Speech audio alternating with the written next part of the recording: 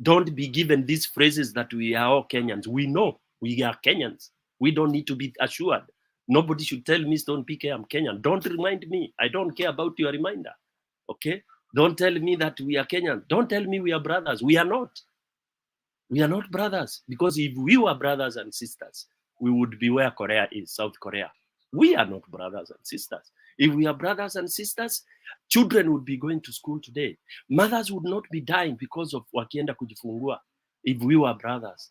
If we were brothers, we would not be flying with the choppers when people are starving and you're pretending you're moving around to go and launch programs. What kind of stupidity is this? Do you have to fly choppers and everything to go and launch a project? Who will not know it's a Kenyan project? Mavia kuku, that kind of nonsense. You can't afford to do that. Burning fuel and everything when Kenyans are burning. So don't tell us about brotherhood. We want to create that sisterhood and brotherhood by sacrificing some of us. That's how we build sisterhood. We will have to sacrifice some of us to know that damu imemwagika like the way ilimwagika ya Mau Mau, in whichever way, for us to have gained that independence. Lastly, for those of you who like to know history, in the 40s, 30s, 20s, and 40s, people were under slavery. People were enslaved badly. They fought and fought and fought. Then from 60s is when there came semblance of freedom. People fought, died, and all sorts of things happened. Then in 60s, people started being given that freedom by piecemeal, kidogo kidogo. Oh, Ghana umepata uhuru, Kenya umepata uhuru, piecemeal. What were you supposed to do with that freedom? Was to entrench and rebuild yourselves as a nation. By what? By taking advantage that now you are a country, you are a nation, you build all that, maintain all what you found. Mkoloni alikuwa ametupatia facilities karibu zote. So when he gave us freedom, he told us to use them. Kenyatta was called King George. It was a full medical hospital. But when we took over is when it started deteriorating. Okay? So we messed out with our freedom. We got our freedom, we continued to divide ourselves. So we've never been a nation. We've just been individuals, hungry individuals, corrupt individuals, some of us believing there is no corruption. So tusiambiwe hapa kuna undugu Kenya, tuache hiyo ujinga. We are not brothers. Now is when we are looking for that brotherhood. This Sunday and coming is when we want to go and die for that brotherhood. We want to get a leader that will bring the brotherhood and sisterhood. For now, it's garbage. And we cannot be brothers and sisters until we get this devil out of amongst ourselves. You get this imperialist out of ourselves. There's no way you can be ruled by somebody who has stolen and has raped women left, right, and center, and then you claim that he's your brother in Jesus and all that. That's why I'm saying majority of us are living devil lie. Devil lie, and there is not retreat, and there is no surrender. Let me pause there. I'll come next. Thank you, Stone PK. There's one thing I like. You normally speak it the way it is. You don't sugarcoat it so that it appears nice. If it is black, you say it is black. If it is white, you say it is white. A few people will want to do that. Wamama Kibao, you had an intervention, or I saw your hand was up. Okay, if not, let us hear from. Sorry. Sorry, yes, I just wanted, my brother said something there, and nitasema vile amesema ora is I'm coming from where I comes from, so I support that fully. Ile kuna kitu amesema hapo na nasikia vizuri sana, I would want to press that if the guy has stolen, really there is no way we can trust him with anything. And the worst scenario is people should not wait for anything good out of a thief. Nothing good out of a thief. Only that I wanted to say. Thank you very much. Thank you so much. Let us hear from Mzalendo, then we go to Kenyan all the time. Mzalendo, karibu. I know it took you time to put on your video, So sorry for keeping you in waiting for long, but you No, kept no, yourself no. busy. You know, Leo. Thank you very much. Sometimes I like listening in first, so that I get to know what people are talking about before just jumping in. So when you see me switching it off, it is deliberate. So you only come in when you've heard something that is tickling. Now, habari sana, habari Stone PK, Lola, Mula, Mulumbu, and Mulumbu, and Kenyan all the time. Wamama kibao, mama kibao mbele. Asanteni sana. Good evening wherever you are. Good morning if you're waking up. Now, the issue that is crawling about the security, I don't want to dwell on it so much because this is something that has been used by previous governments before. So it depends on who will be in government next. You can also use the same mechanism. I remember when Ruto security was withdrawn on this particular forum, we said he can use G4S as an alternative, and we are very happy about it. So it's not a very big issue. It is something that the presidency is misusing, and especially the ones in Kenya. That is, I believe that the directive is either coming from the president's office or somebody from DCI. Uhuru used it, Kibaki has used it before, Raila security has been withdrawn before. It's not really a big issue. Now on something Tony PK said that is very interesting.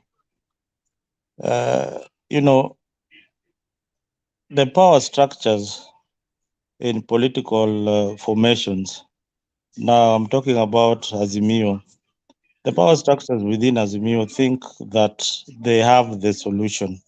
Every time, you know, when you have a political formation, you are after power and you purport that you have the solution.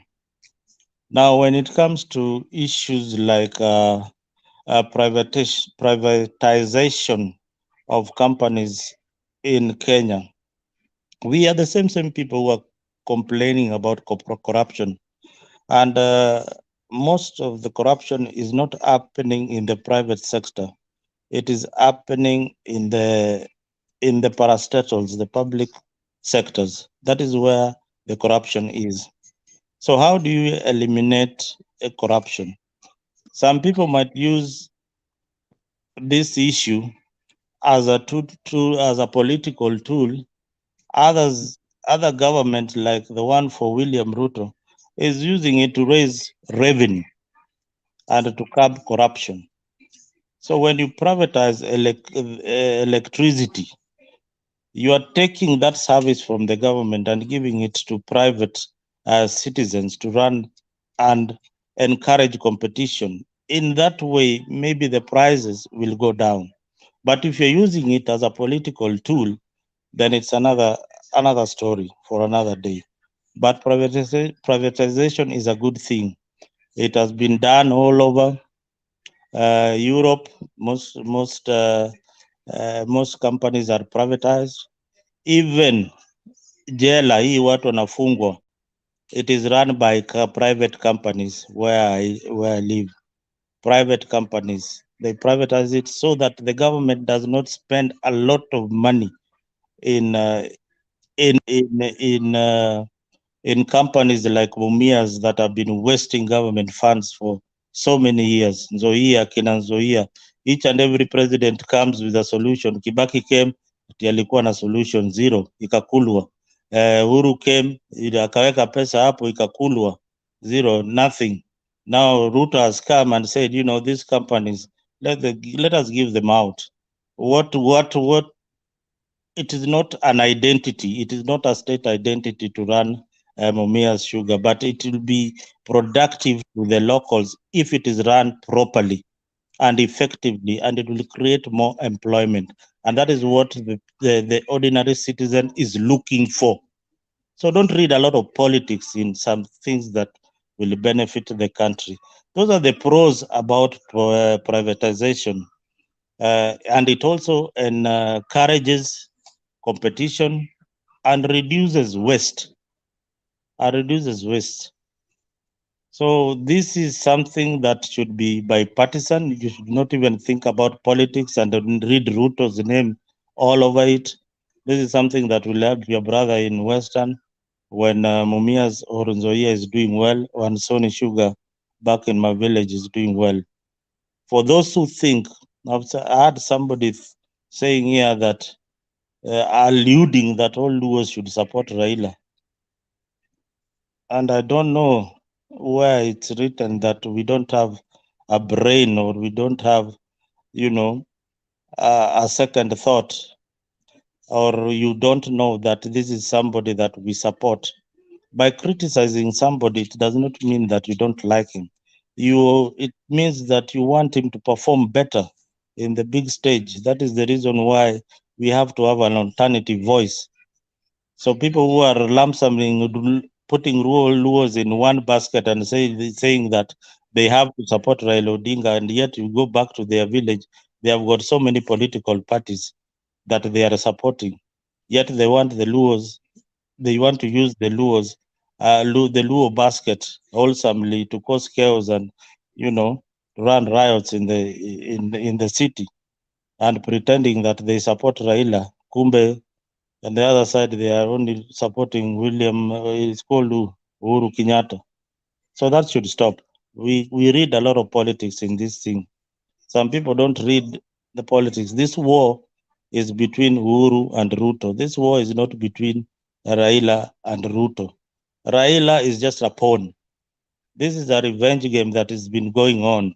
And we asked so many years back, what do you think happened between Uhuru and Ruto that cannot be, that they can no longer come together the way they went to Hague together, waka campaign together, alafu this time round ati walikosana kabisa, such that even the first lady haonani eye to eye with the current first lady. The former first lady haonani eye to eye with the current first lady.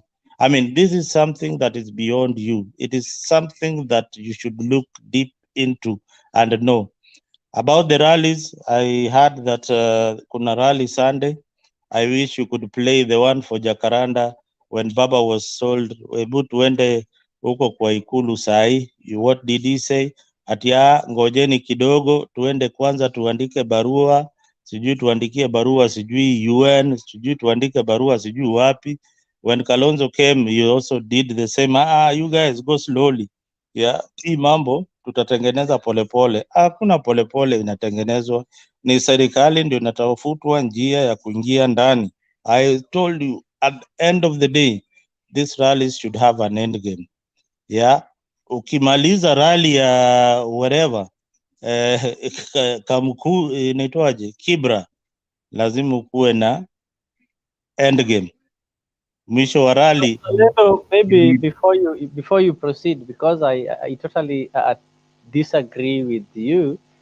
You know very well there is no way people would walk. That was the first meeting.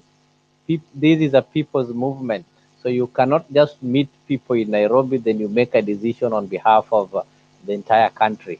So it was wise for the Azimio to ensure that they move across the country, across the region, so that they have a collective agreement as the people of Kenya, not as the people of Nairobi. Then, secondly, if you are telling me that these rallies are geared towards looking for positions or ways of getting into the government, and your own a self-declared President William Ruto has told you that these rallies are meant so that people don't pay taxes. So between you and Ruto, who is lying or who is telling the truth? Can't you just have an agreed lie so that you decide on who is going to give Ruto's life. Then maybe who is this who wants to join the government? Because on your side, from your president, he is telling us that it is Uhuru Kenyatta. Do you want to tell me that Uhuru Kenyatta wants to come back into Ruto's government? You've told us it's no longer about Raila. We've not seen Uhuru in these meetings. So if it's no longer about Raila, we've not seen Uhuru Kenyatta there. The president is blaming Uhuru Kenyatta's family. So how is this related to Raila? How is Uhuru planning to come back to this government? You know, when you want to lie, you need to maybe get some substantial evidence to that lie. Let me just remind you of the BBI, how it was crafted, and what it was meant to be. That didn't happen. So if you go back to the BBI, the positions which were created, others were ceremonial, and luckily that time the judiciary threw it away because it was unprocedural. So Ruto is simply giving a clue that this war is between me and this guy, my friend. This other guy, I don't have any war with him, and you can see that because Raila's governors are all over the UDA. Yeah, I think that one now you want to keep on misleading. All the governors in Kenya Please have avoid that relationship with dialogue. the national government. These are 48 different governments. So who is that one called the Luo governor? We have the 48 governments in Kenya, 47 county governments and one national government, and they do coordinate irrespective of their political affiliation. Governors are not legislators. Governors have got mandate to run the counties, irrespective of who is the president. That is why even the rallies we don't invite the governors because they are not legislators. There's no way they are related to the presidency. So when you see did you governors there, it is constitutional. So you did cannot you lie did you to us here that the war did is you not about Raila or whatever. So what is happening, and Raila made it clear that it is a no handshake meeting. Number two, they gave clear agenda. It is about the economy. Stone PK, you want to say something before Mzalendo winds up? Yeah, All the quickly. time Don't has engage in the Muzalendo in those cheap. You are being driven into very cheap paths. I think we have moved across to very high level kind of thinking. He's among the people I've described living a lie, and he wants to drag you there in this international TV. You have a dialogue between you and him. Very cheap, by the way. That's so cheap. When you start saying, oh, it is this, yet Ruto ndiye amechukua hiyo BBI, he's implementing BBI through the back door. Don't be driven into those kind of cheap things. Yeah, I've told you, those who are living a lie. Oh, he was saying that I alluded to power and all that. I did not talk about power. For me, I just talked about people living a lie. We have thieves, and for us, when a thief is in the house, unabomoa kichwa, toa ubongo, unatupa. We even have a way of cursing. That is my line of thought. And where we are now, we are not debating ati Ruto atafanya ama we even don't now. We are not talking about ati Ruto atafanya government. It's none of our subject now because we don't see and expect anything. Hiyo could discuss Ruto's performance will be a UDA platform where they can go discuss that. Hapa we are mobilizing people to go. Okay, Muzalendo thinks people are mobilizing to go and form serikali with Ruto. That is, nobody would want to do that kind of a thing. And those who will do that will be on their own. They will not be with Mwananchi. The Muzalendos can go form government with thieves because they are thieves. I keep on saying that openly. If you support a thief, you are a thief. Yeah. So for us who are not thieves and who have never stolen anywhere, who have never performed zile zinaitwa deals in Kenya, wizi, wezi, those are the ones who are believing in this cause. However few, we could be the few, but we want to do, and we want us to be felt, and we shall be felt. And it doesn't matter how long it takes. Let Mzalendo not speedisha you, saying that on Sunday itakuwa hivyo. It's our business, not his business and his cahoots of Ruto. wacha kuengage mzalendo hapa on dialogue bana. Give other people to talk. Thank you. Before we go to Kenyan all the time, oh, the Duke of Amareva, you are here, and you need to know there is a difference between excellency and president. Excellency is the term that has been used even when Ruto was the deputy president. He was referred to as His Excellency. Even Raila is referred to as Excellency. All the 47 county governors and their wives are referred to as Excellency. So it is so cheap and so ignorant of you to try to say that excellency is a synonym to president, or if a governor or the MPs refer to Ruto as excellency, it means they refer to him as the president. So don't be that ignorant. Kenyan, all the time you can give your submission. Mzalendo, just keep it here. As you get to know our plans, we'll go and inform them outside there how we are planning to organize ourselves. And maybe you can also join us on Sunday if you so wish, so that you can be able to know that we mean business and we are not the business of a handshake. Nice. We are in the business of kukomboa inchi economically. That was our campaign agenda, and No. we are still focused on that. So let me allow Kenyan all the time to give his submission. Then we go to Lala. I can see Mulumbu is also on the waiting bench. And let us just try to be mindful with time, please. Okay.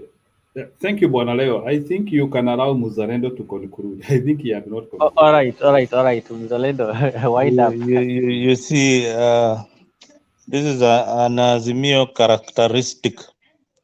It starts all the way with Baba kicking out people with divergent views, people who don't really support his position. So that is very, very undemocratic, with Tony Piquet thinking that he has solution for the country. I've told you, if people think that they have most politicians like Tony Piquet think that they have a solution to the country, probably they are only waiting for their turn to eat. That has always been a problem with Kenyans. Kama sio wakati wangu, Can you please go to the topic? You nitangojea. want to hear story Mzalendo, what you're take supposed them to be up winding now. up. You be So tell you're us what opening to do. some other dialogue. Nyinyi That watu wa Azimio bwana, si just wind up. muniwache niongee ama niwawachie? Since you know what I'm going to say, can you You're just not telling conclude, us. We are Mulumbu? taking a lot of time instead of telling us what is saying. You are taking a lot of time for nothing. That is what you are assuming, that I'm taking a lot of time for nothing. I am here just to rebut on some of the things that you are saying. It may be annoying, but it is the truth. You know, the truth annoys so much, yeah. Ni ukweli tu ndio tunasema. When we say that I wish you all the best in the rally that is coming on Sunday, but let us see the outcome of these rallies, not like fishing in IT looking for leo ati nitatoa video ya Chebukati akisijui akifanya nini tena kidogo mtoe kitu ingine. I mean, let us have a solution. Thank you. Thank you. Kenyan, all the time, please. Let us. Okay. Yeah, thank you. I will be a bit brief today. I'm hearing the conversation and how it is going. You know, sometimes it's also good to talk with practicality, and we we we we stop a lot of theories. Like what Muzalendo explained about privatization of companies, that was theoretical. I think in the Kenyan case, we know the reason why companies are privatized. It is not about profit. The reason why we privatize is to change ownership, and you know that. So, what Ruto government want to do, they want to shift the government or to shift the ownership of those companies to different people. That is all they want to do. It's a transfer they are doing, because we are the people who want the government, or we are the people with the government now. Let's now shift some of those assets so that, and they give them to their cronies. So it's a reward scheme. Why are we not trying to analyze it that way? It's a reward scheme. There are so many people who supported this government, some of them crooks, and he doesn't have opportunities or he doesn't have positions to give them. But some of those people who gave him a lot of money to campaign, he can reward them with a company. He can reward them with a school. He can reward them with an institution. It's a way of bringing in kind reward to these people, but they cannot say that. So the preset will be these things are not making profit and blah blah. So it is not being done in good faith. No one has done an audit. No one has done a methodological framework of if this company is privatized. And by the way, it is even going beyond our borders. There could be, maybe there are some other countries which they want to be given some ownership into some of our assets. So we might be losing our country in some of these issues which are happening as we are glued on one side. You know, as people who analyze things, let us never analyze things on one direction. We should always analyze things in the 360 degrees. This idea of just saying profit, you know, and that's the reason why you can not be able to analyze politics well if you don't look at issues in a 360 angle. Like, for example, again, when Muzarendo comes here and tell us that the Maandamano thing is a shortcut to enter direction, the question which I would like to ask myself is, what is happening to the cost of living? Because even if Raila never brought Maandamano, or even if Raila never came up with whatever is happening in the country, people are already getting tired. We were already starting to see people organizing. It's only that Odinga is a big name, and once he organizes, people comes on board. So what has happened? Because you know, these guys have been in the government now close to 6 months. They have not implemented any policy apart from removing of subsidy, which has brought a lot of problems. And in fact, they removed the subsidy so that we can start investing in other areas. So they removed the subsidies. Then they said that we will invest on fertilizer. So maybe other farm inputs, they were calling it. So, and we know that fertilizer actually was a donation from Russia. So they gave us fertilizer. So, and then that fertilizer, we invested it to the farmers. Unfortunately, the rainfall was not good. So they were expecting that through this investment, they will be able to recoup it through harvest. But we have not had a good bumper harvest. So drought is continuing. And that is what we are telling the president.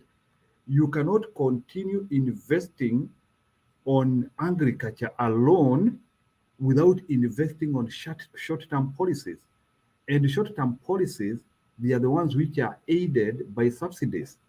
That's where there is. So these subsidies which were in our government, they were not by an accident. They were actually what was cushioning us. But that is not the biggest problem.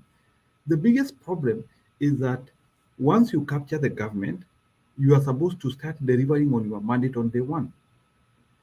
I was not keen on their manifesto, but when they won the election, or when they got the election, I went through their manifesto quickly, and their manifesto was a quick deliverable. If actually you try to correct Kenya Kwanza manifesto, it was a government in work on day one. That is what Kenya Kwanza manifesto was all about. It was their manifesto did not have a timeline. It's like their manifesto was like, after handover, things will start working. That was Kenya Kwanza manifesto. So Kenya Kwanza manifesto was not having targets, and that is why they are having problems to implement it, because things don't work that way. So immediately after winning the election, he just came and discovered that he screwed up, and he just said, for the cost of living, give me 1 year. Whereas during the election, he did not say that. During the election, because he wanted to hoodwink people and also influence independent mind or the people who the people who determine the election. He was saying that immediately we win the election, lifestyle will change. But after capturing the government, he realized that that one is not possible. He started editing. Remember, when you start editing your manifesto, it becomes a lie. That so we are now. So whatever Kenya Kwanza is working on is not their manifesto. They are now implementing something else. And those are some of the things which I always say we as Kenyans, we have to reach to a level whereby we have to be too categoric to what our leaders say. Remember, even Jubilee, when they came to power, they also used a lie. To the extent they had even told us that we will give student laptops, we will do what, we will. There are so many things they had told us. Again, they put that aside, they started implementing other things. And through that, there was a public anger. And maybe somehow, maybe they might have punished us, maybe because of that. But that is not the thing which I'm saying here. So what I'm trying to say here is that it is evil to promise people things that you don't deliver. It is evil. And let me tell you, if Mr. Ruto seriously won this election, no one could even be concentrating with Odinga by now. Because number one thing which we have to be sure is that whoever stole this election from Raila Odinga, it was like stealing life from him. We know that age is not on his side, and we know that if Ruto was able to function, he could have even alienated Raila Odinga from even thinking that he wants to vie for presidency again. But why is it that an aged Raila Odinga, somebody who should be planning on his retire, is still lucrative to Kenyans? It is very simple. It is because the government is not functioning.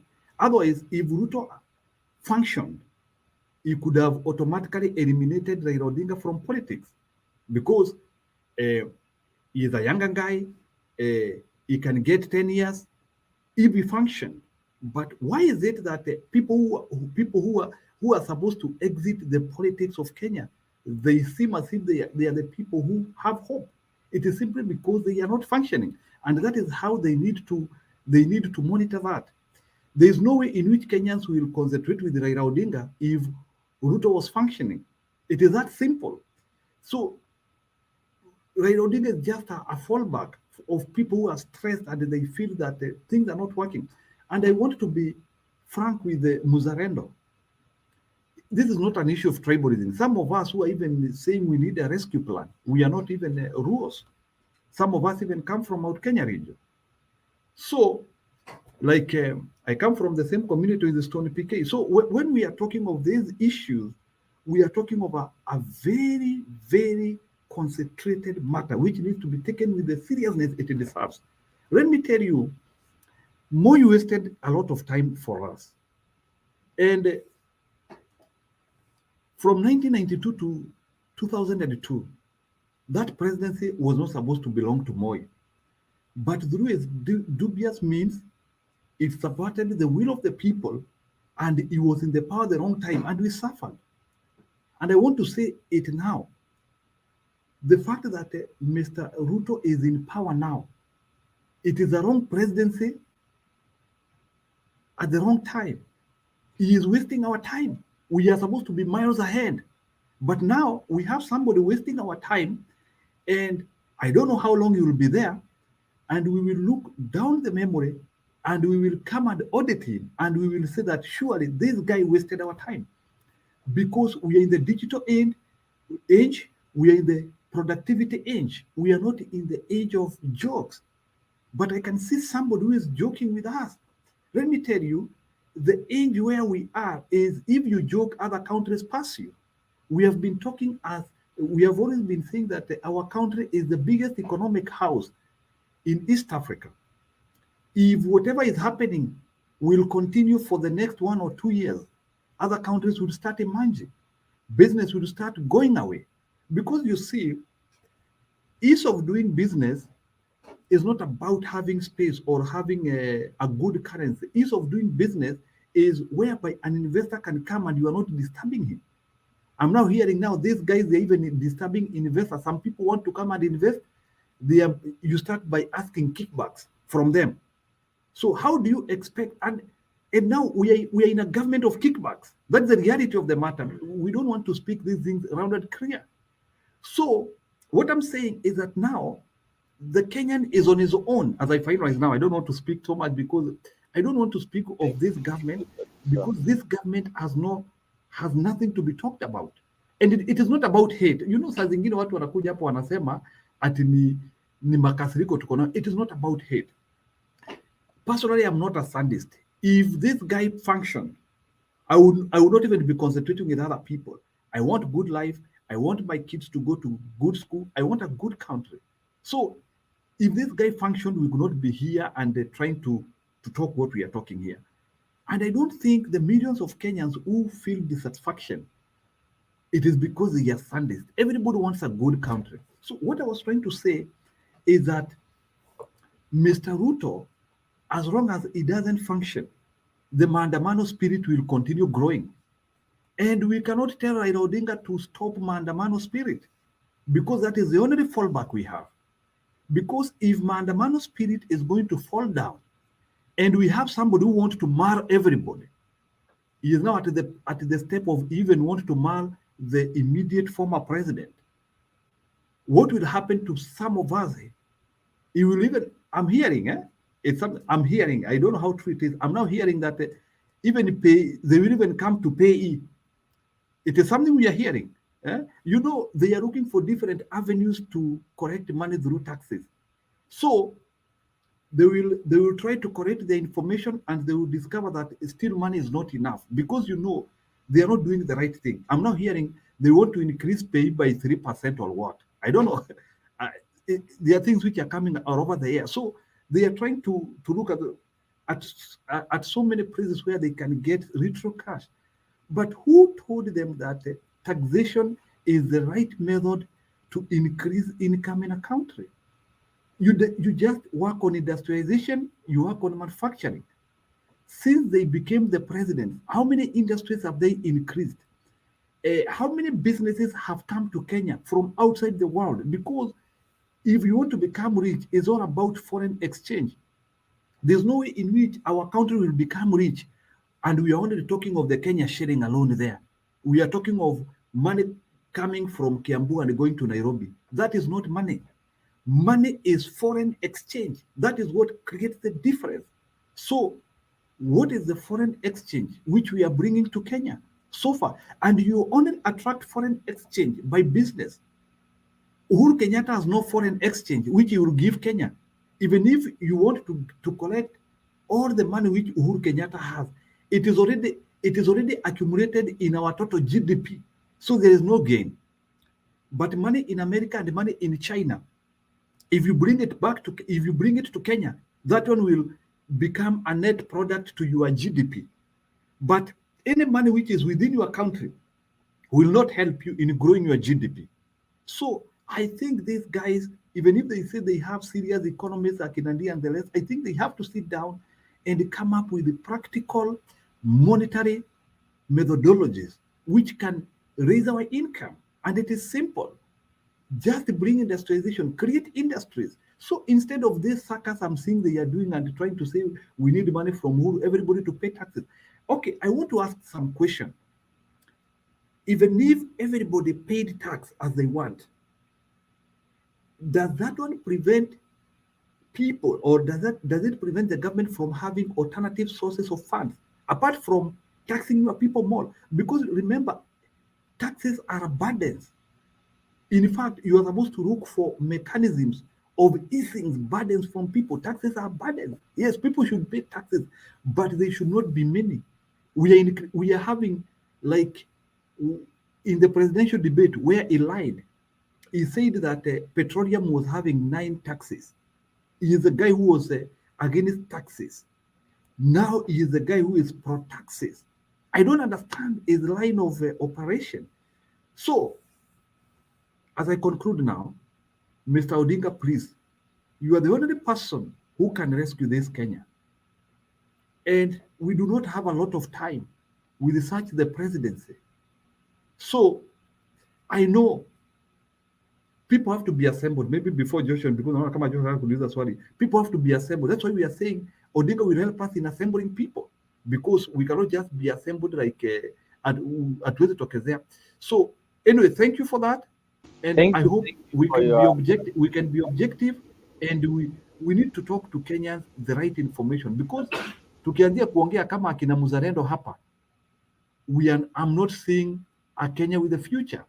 We are getting out of tribalism. So this idea watu wanasema ati Wajaluo hivi, Wahembu hivi, Wakamba hivi, no. We are being Africans the same way. Problems ziko kwa kila mtu na kuna njaa sana. We don't have money and we don't have food. Thank you, Leo. Thank you so much. Joshua, if it is a question, I'll give you only 1 minute. Then we go to Lala to give his submission, please. 1 minute.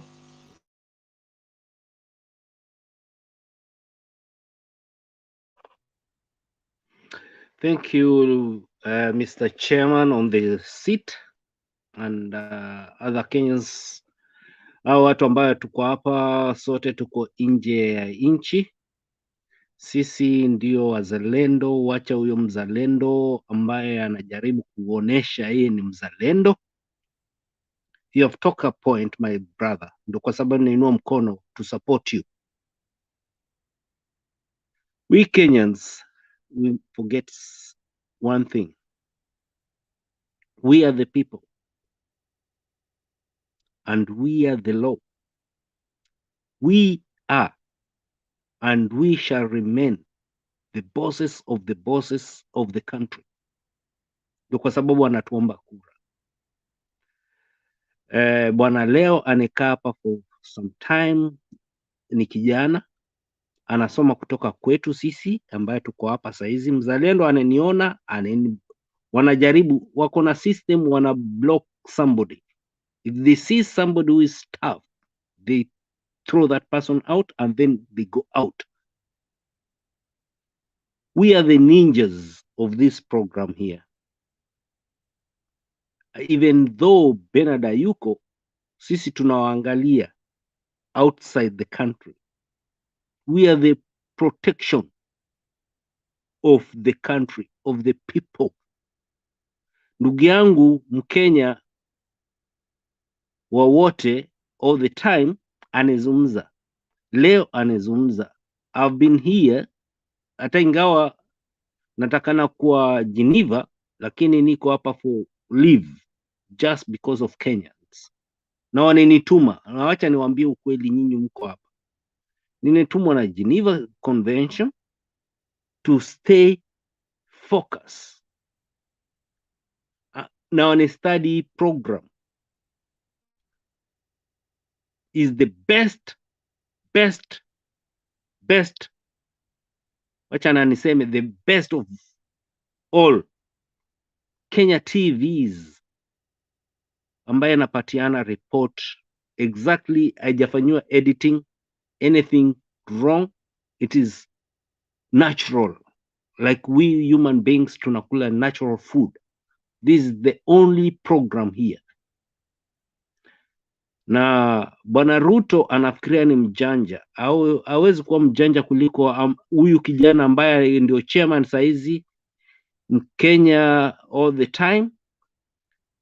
Leo na mwenzangu ambaye yuko katikati, sisi ni wa Kenya. I'm supporting you guys.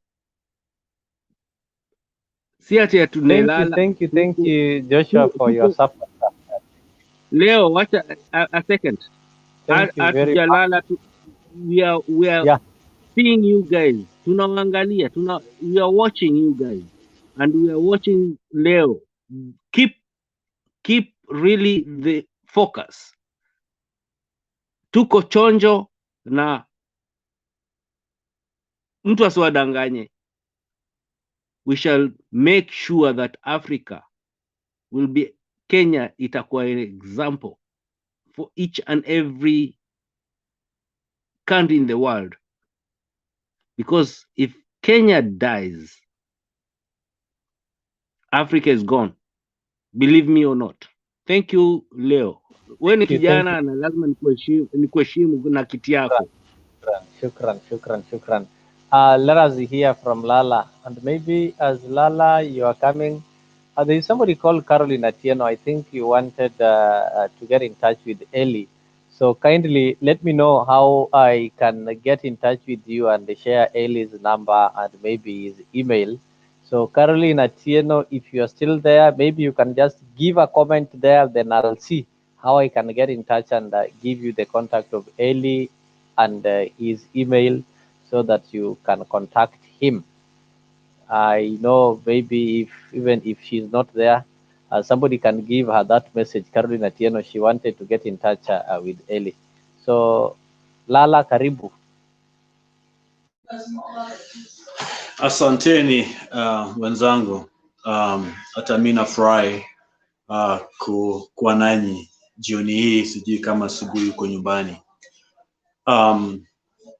Ya kwanza ni nimesikia Mzalendo na hata Stone. So there's a few things that I'd like to comment on. And one of them, the first one is the role of the church or of faith in all this. I think any community has to have a sense of faith, and others may use Christianity and different, sources of inspiration. Kenyans too need that, and one of the big challenge in Kenya is that the Christian faith has been hijacked by this particular group.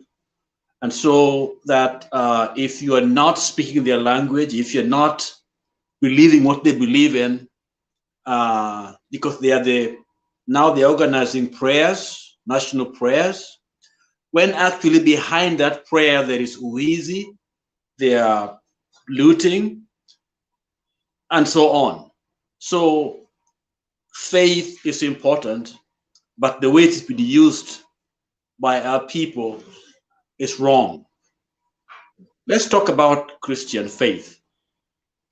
When Jesus came or appeared, there were two groups of people in Israel. There were the Sadducees and there were the Pharisees. Okay? The Pharisees believed in the future. They believed in a new dawn. They believed in heaven. They believed in the things that basically the history is linear.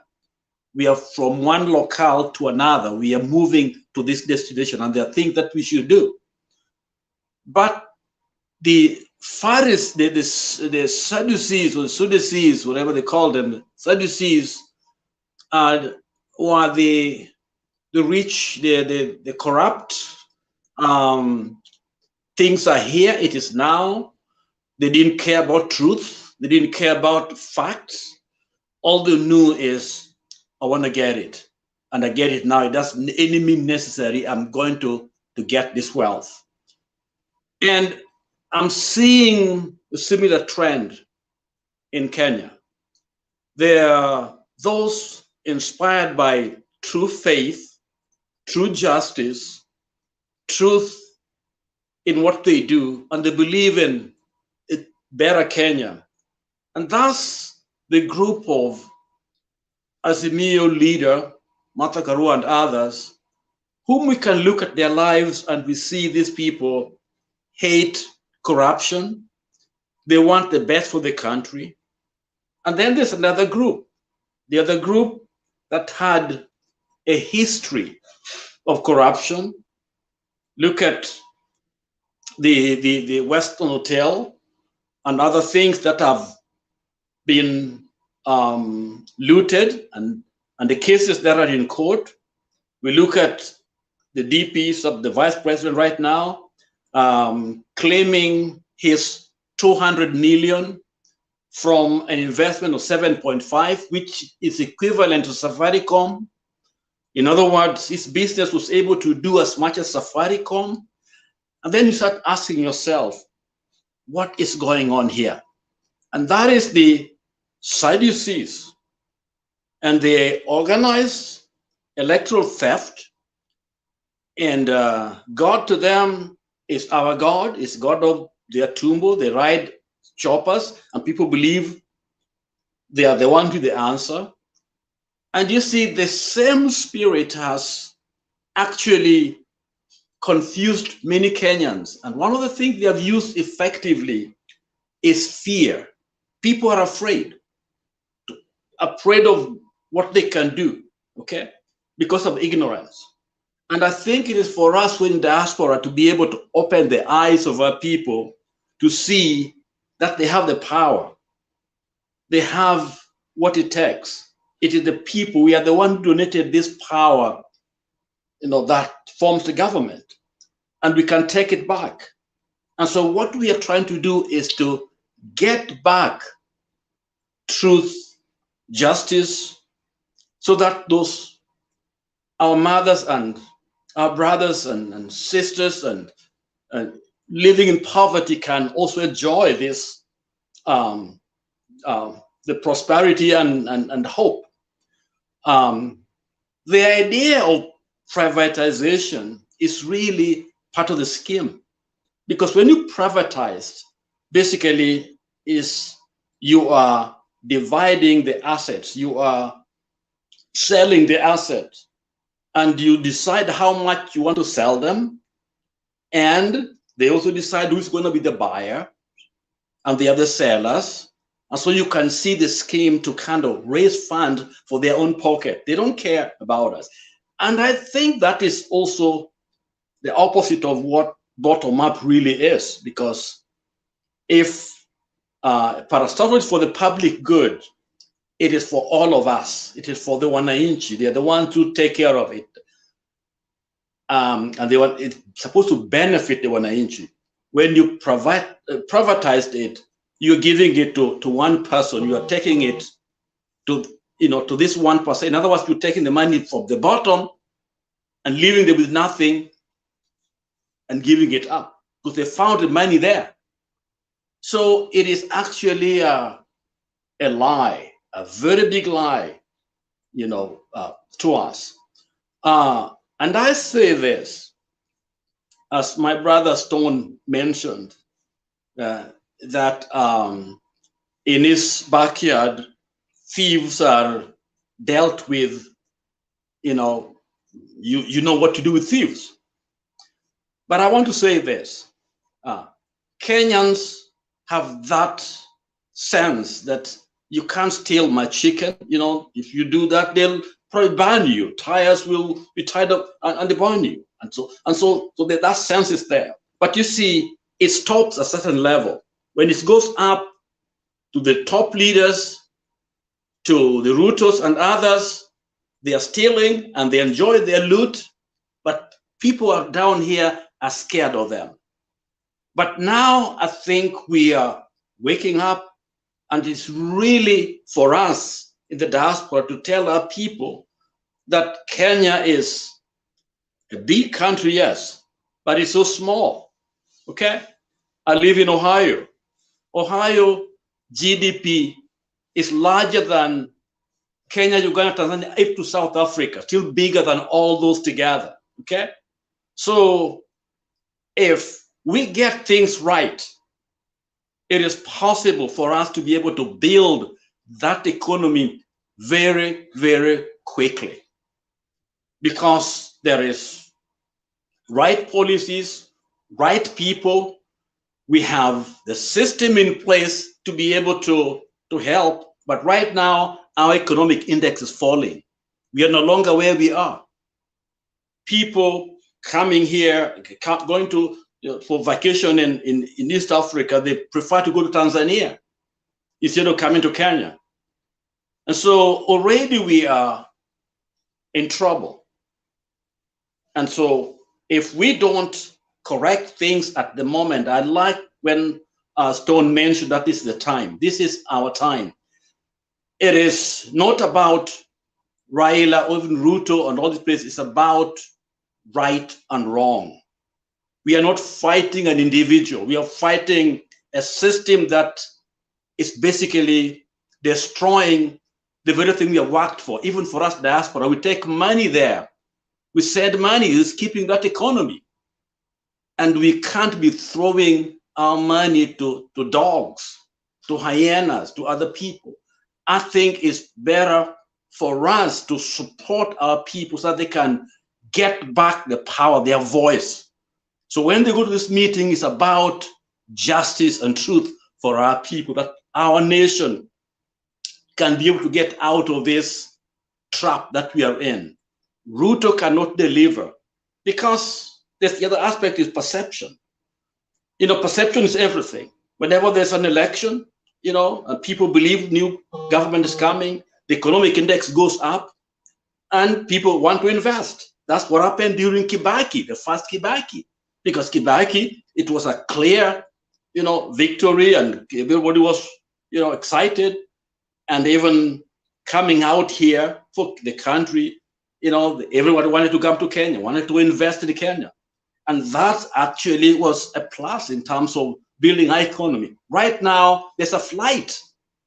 How can you do a business if you come out here and you can't even borrow money, you have to borrow at a very high interest rate? How can you manufacture things to sell outside of your country?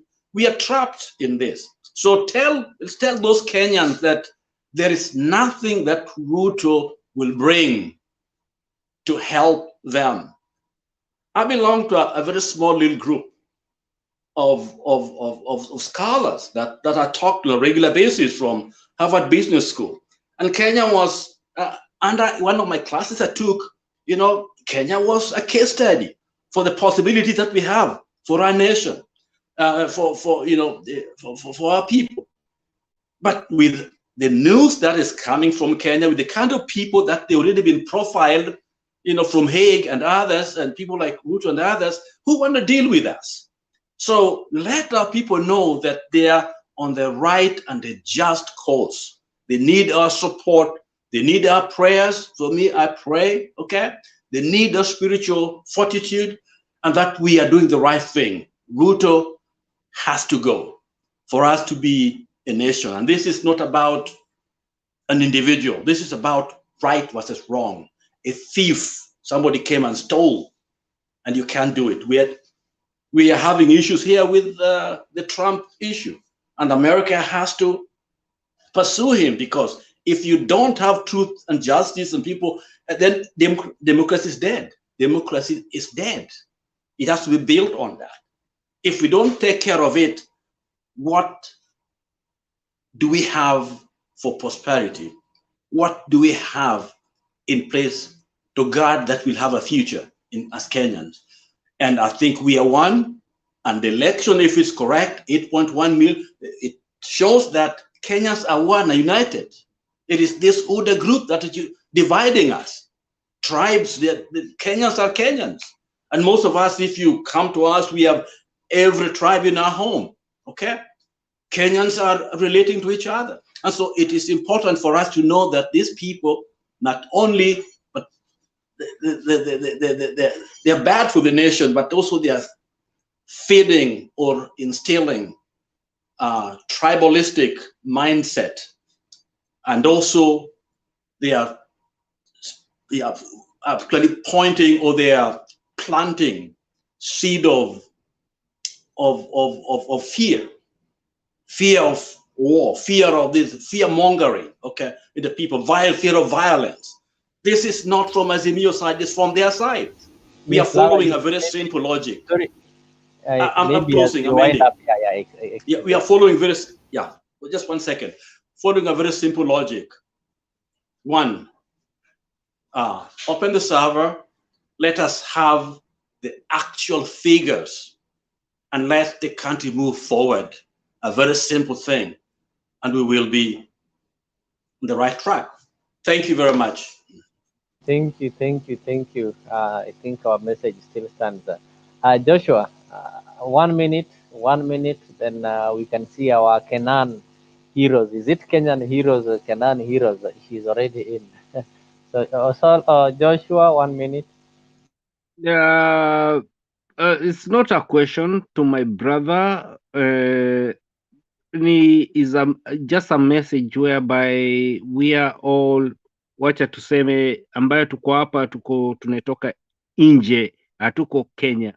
You see how the motion is very quiet. Everybody is quiet, listening to everybody. Na hivyo ndio inatakana kuwa Kenya, isipokuwa ni mmoja kati yetu ambaye anaivaa kofia kati yetu, ambaye anajiita mzalendo. Mzalendo, believe me, acha nikwambie ukweli wa mambo na sikufichi mzalendo. Uko na watoto na watoto wako wako na wajukuu. Let me tell you, pesa si kitu ya maana, na watoto wako watapata shida baadaye, kwa sababu watoto ambao wanaona kama leo ni kijana sana, anaona hii vitu,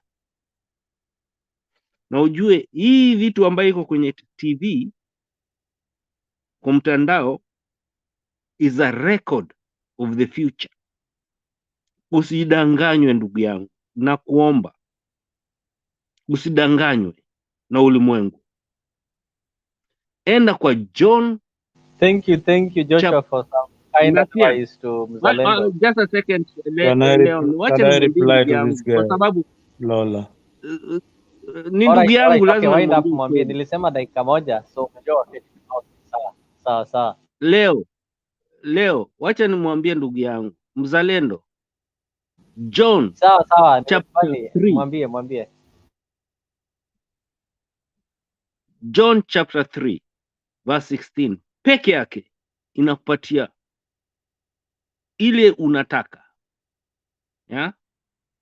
Na hiyo inakuja the law of universe. Tuache law zingine zote, tusidanganywe na pesa. Tuko na pesa sisi, tunatuma pesa manyumbani. Unasikia leo? Na mzalendo, unatuma pesa kwa wazazi wako, isifikie mtu wa rika ya mama yako ambaye hata nyanya yako ambaye anaitwa Mama Ngina. Huyo mama alilala 8 months akapata uhuru mimba akiwa katika jela. Sahii wajukuu wake wanamtenda. Thank you.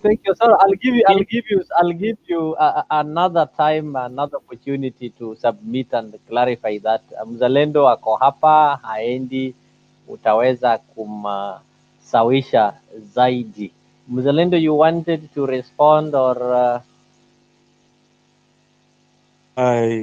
just a minute, so that we don't Joshua, conversation. Joshua, wacha nikwambie kitu moja ndugu yangu. Ukiniona hivi usione ni kwamba sijakuwa katika hii struggle katika nchi yetu. Pengine nimekuwa ndani hata kukushinda wewe mwenyewe. Pengine I have the scars of the struggle more than you.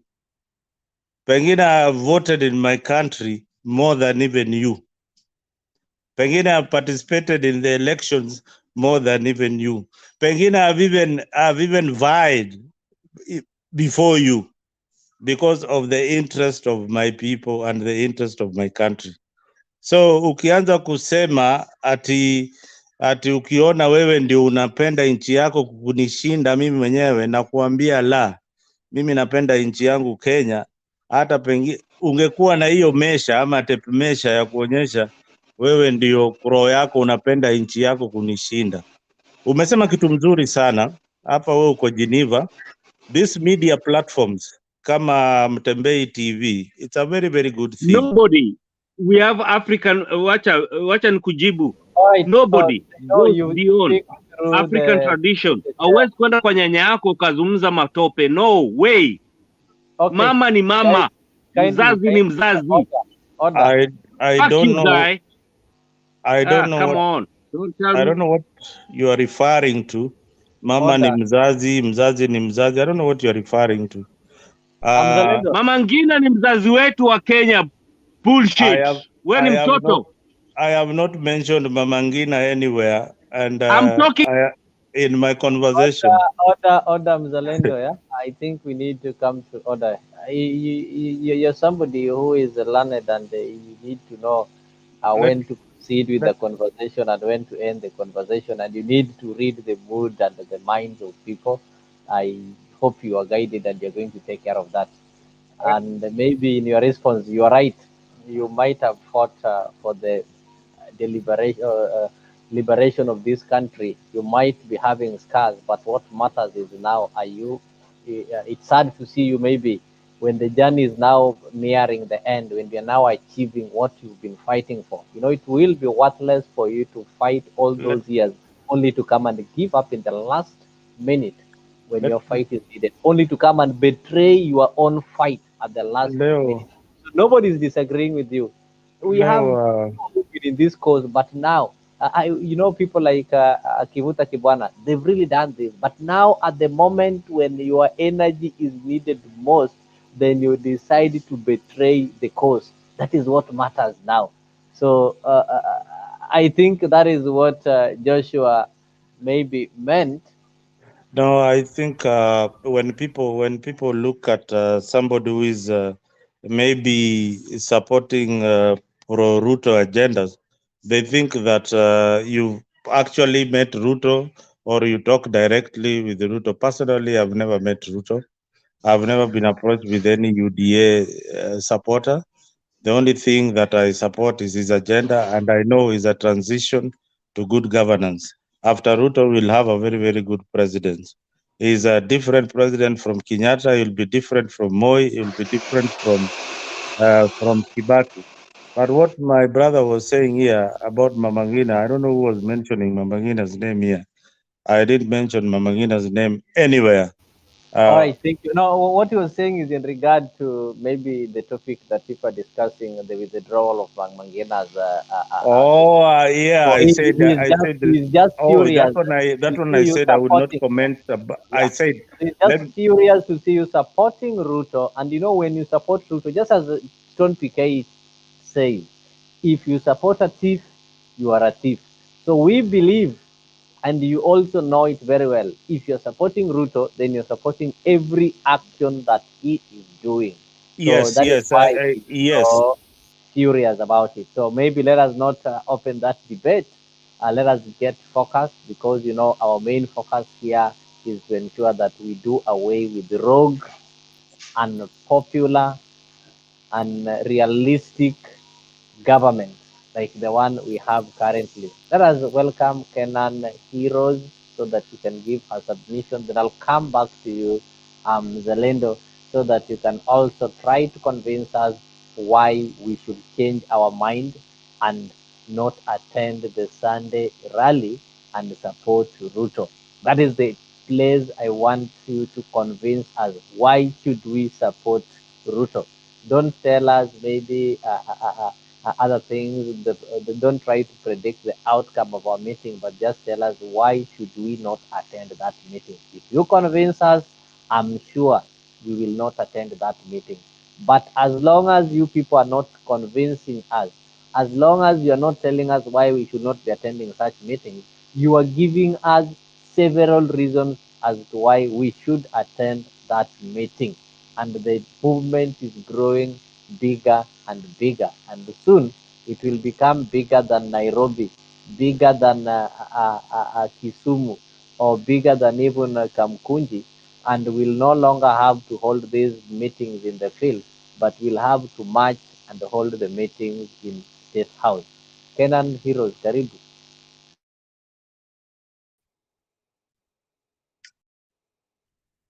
Thank you, Leo, Stone PK, Lala, na huyo mzalendo wa Ruto. I greet you all and even the people in the comment section. It's a day that I feel very sad and also feeling unwanted Kenyans. Mzalendo, you better be honest with yourself, because what you support, I don't understand.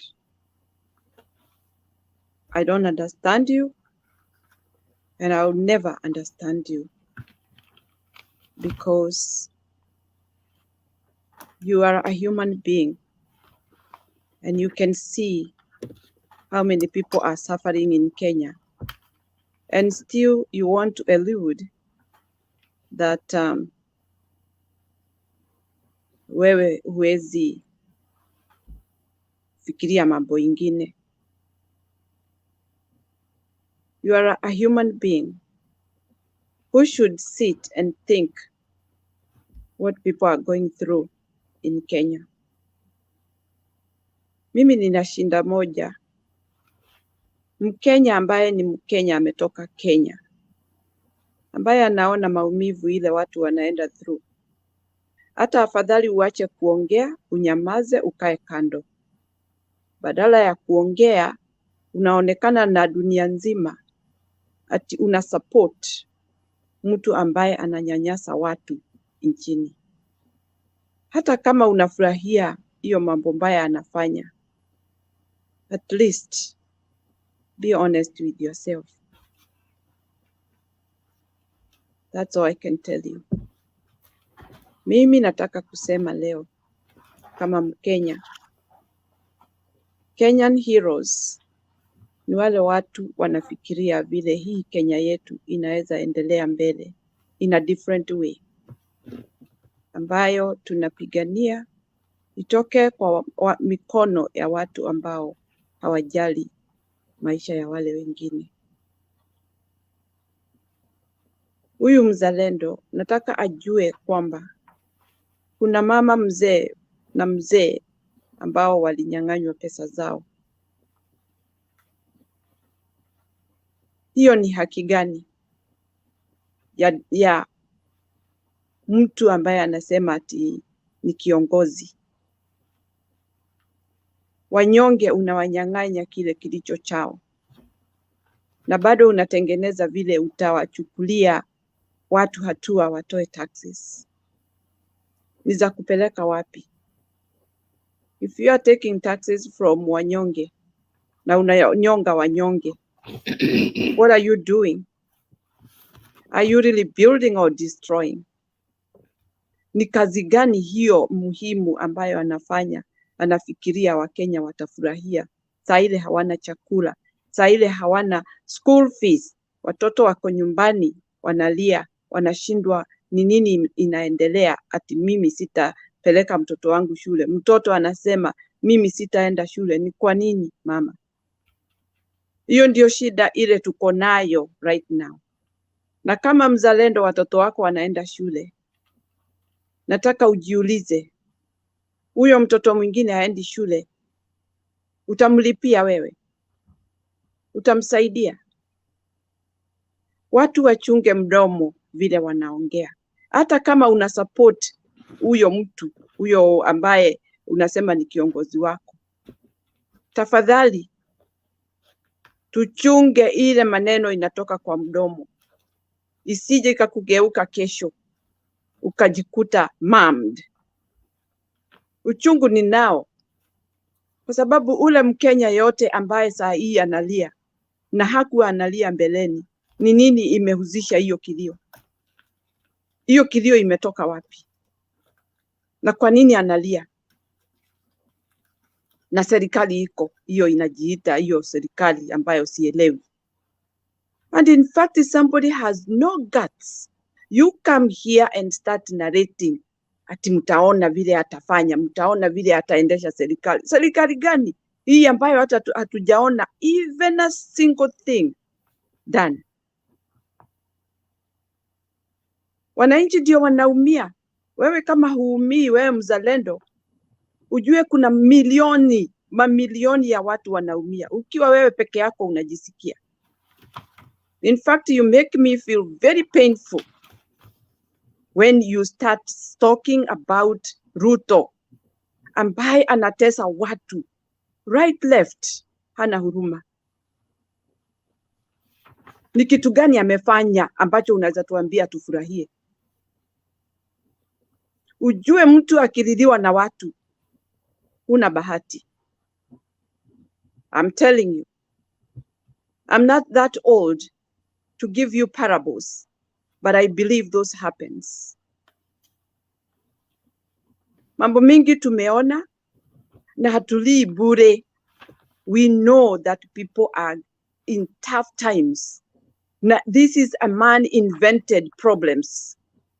It is not just problems from anywhere, man-made problems. Na ninataka kukuambia hivi, hiyo mipango ako nayo ati alete watu weupe nchini ndio wajinufaishe na yale mambo ambayo Kenyans have been enjoying in their country. Ukumbuke South Africa.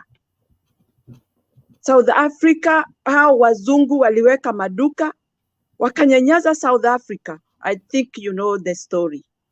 Your guess is like as good as mine. Na kuomba uchunge saa ile unaongea. Uko na watoto ambao wanakuwa na labda wamekuwa. Mimi ninapokaa pahali ninakaa, siwezi kutusi mama ama mzee ati kwa sababu nina uwezo, ati kwa sababu niko na platform ya kuongea mambo yote ambayo mabaya nataka kuongea. Usichekelee kiwete. Usimcheke hata kidogo. You never know of tomorrow. Au watoto umezaa mzalendo, ujue ni mambo ambayo hujui yaweza kutokea namna gani. Si kuombei mabaya, but I'm telling you, kama mzazi, nchi yetu imezorota na unajua hivyo. Whatever umekuwa charmed with, please pray God to get out of you. Hakuwezi kuwa majority ndio wanalia, minority ndio wanacheka. It is bad. Na hiyo mambo mabaya inaendelea. Si kicheko iko Kenya. Watu wanalia kweli kabisa, ni kwa maumivu ile wanaenda through. How short it is. Na watu wame experience these problems in great deal. Hii shida Mungu atatuondolea. But I'm telling you, mzalendo, one day you sit down and you remember those words you are putting here on this forum, trying to look like you are boasting with your mjambazi leader ambaye hajali masilahi ya watu.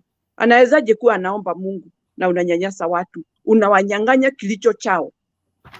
Hizo pesa za wazee, hata kama alisema ati kuna watu wanapewa ambao si wazee, angefanya hesabu.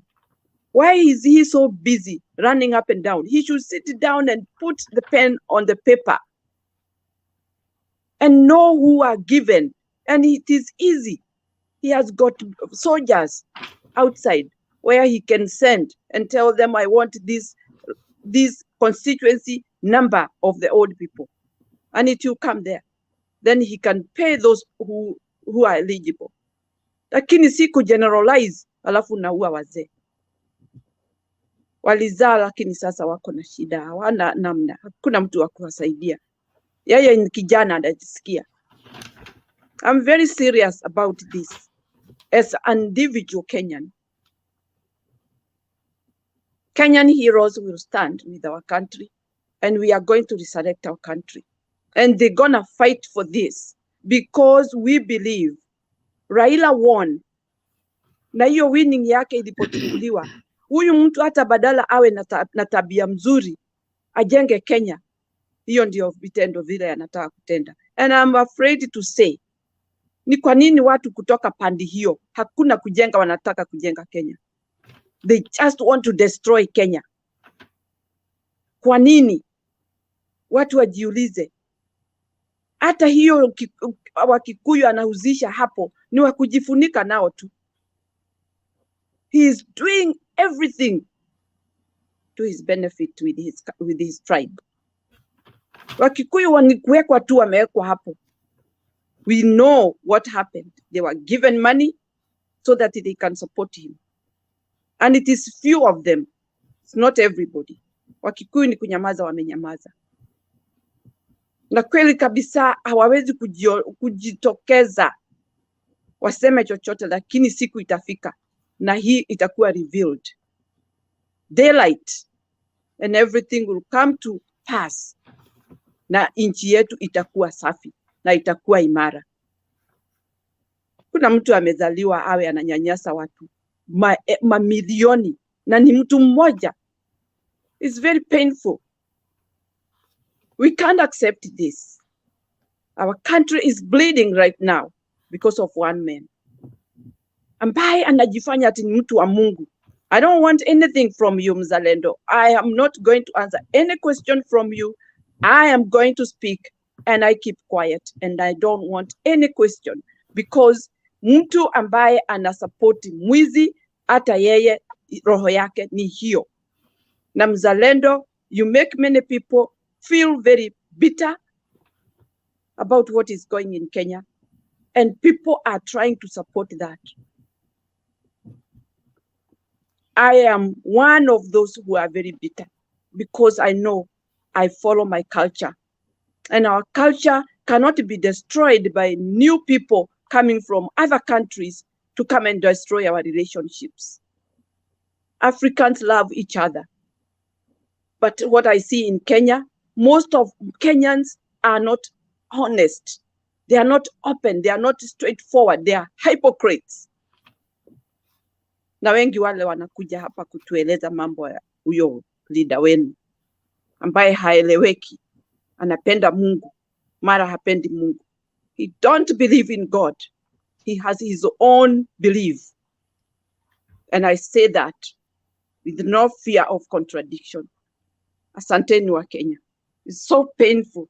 Kenya should stand and we get a strong Kenya as it has been before, and that we are going to make it sure that we stand with the person who is more eligible and the person who really have passion of our country and who love our country. We love our country. Our motherland is not going to be played on by newcomers or foreigners. That is colonizing us in our own country. We are not going to accept that. Thank you, wananchi wetu. Thank you, Kenan Heroes. Though today you forgot to tell us the county or the place you're visiting that has really influenced today's name. So if maybe you can kindly say that. Huh? Kenan Come Heroes again.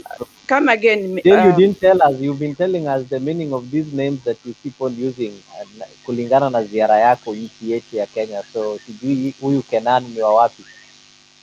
I became very busy today. I had no time to research the names. So that's why I decided to use Kenyan Heroes. And then maybe tomorrow I'll be in a different tribe and I will be happy to share with you guys. Thank you. That was in a hurry and I decided to use that name. Asanteni sana. Thank you. Maybe before I go to a non-script, he was here before. You can see Temba is here. He's not spoken, so I will give him an opportunity. So let me just remind this noisemaker, Charles Sangwaru, who is saying that the show is losing direction. It is becoming automatic that we change it to revolution. It's a known fact that what we are doing here in this show is not to advance Ruto's agenda, but the main reason why we are having this political show is to condemn the evil that Ruto is fraudulently doing to Kenyans. We know he is illegitimate. He doesn't have our mandate. So when you are coming here, come here knowing that we are not going to say good things about Ruto. We are not going to say some sweet words that will please your ears. Everything that we are going to say here is to remind you how illegitimate, how fraudulent Ruto is. And the ideas that we want here is how fast we can ensure that we do away with Ruto and kick him out of that office. So it is no secret. So you can call it Ruto's revolutionary channel the way you want, but that is the fact. We are not running away from it. We are not here to debate about Ruto and to advance his agenda. Temba, karibu.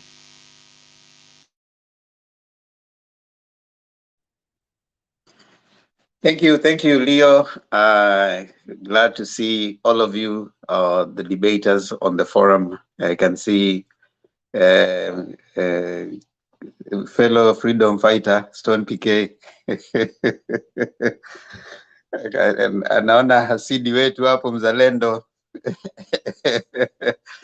achoki kugongwa, lakini anakuja tu ni sawa. Naona Joshua Solo, nice to see you. Unknown script, I don't know who that is. Is that Nani? Is that what was his name? Stone PK. What was the name of the professor? Koseo. Yeah. Is that Koseo? Yeah, it's close to that. Happy New Year, Koseo. I can't see your face, man. Can you make the camera make his nice to see you this New Year. It's been a while. Kenan Hiro, nice to see you, and all the rest. Watazamaji wapendwa, nice to see all of you. Now, straight to the point on Ruto scales up his revenge mission, withdraws security for Uhuru Kenyatta. Now, I want to start by first of all saying, is it a practice to scale down on security? Security guards for retired presidents. That's a normal practice. It happened before. It happened for Moi. It happened for Kibaki. Former presidents, definitely they can't enjoy the same kind of security, around them as they used to when they were still in power. So that's a normal practice everywhere, the world over. Is this something that is done? Yes, it's reviewed, and it is also a good thing for the public, because you don't want to keep spending the same kind of a budget on the security for the current president, and you spend the same budget on the security for a former president. Having said that though, I want to note the timing, all right? The timing of the withdrawal of the security. I'm imagining, I think Ruto government is becoming really haphazard in their action and reaction. They are not reading the mood of the moment. There are some things that you can do quietly and silently, not within a certain time. What is the hurry in the review? Why make a lot of noise about it? Why make it look so out of the norm? And why do it in around this time, in such a time when the political temperatures are a little high? They would have read the mood and taken those measures, because it's normal practice. Definitely all of us, you don't want to hear that still a lot of money is being used in the former president and his relatives, just as it was during his time in office. But I can assure you, if because Ruto is lacking probably advice, as people are saying, and what is coming out so clearly, his advisors are not doing a very good job. Either they were not ready for what he got into, and so it is becoming a little hard for them to handle everything at once. So it's not only in the handling of this that they have messed him up. Also the handling of the way they want to sell. Everybody is a spokesman for this government. Everybody waking up. The other day I had this MP from the Didimas Baraza, commenting on a government issue. And he was also saying that, Ruto is known to the president, that this is what we are following. They are the ones who are even saying that we are following the family of the past president. You see, some things are not to be said by everybody. Some things are supposed to be left to the government through their spokesperson to handle some of those things. The former president, I want to tell you, there are things that you need to handle with care, because even Ruto is not going to be in office forever. How would he want to be treated once he gets out of office? You don't want to be embarrassed. You don't want to be even Moi after he left office. As much as it was, 2002, it was not very, very good. But he was not embarrassed by those who took over power. Kibaki and the others treated him with respect. And even when his security was scaled down, it was not something that was all over. Now, when Kibaki left, also there was a little bit of respect for Kibaki.